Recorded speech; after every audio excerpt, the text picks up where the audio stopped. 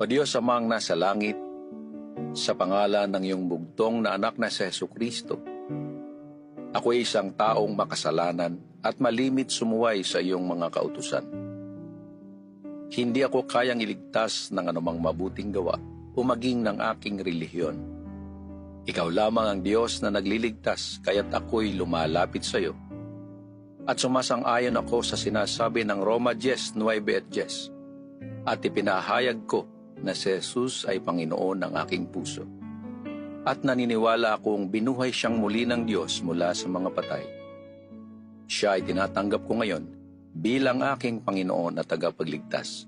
At sang-ayon sa iyong salita, ako ngayoy ligtas na. Ito po ang samukot dalangin sa pangalan ni Jesus. Amen.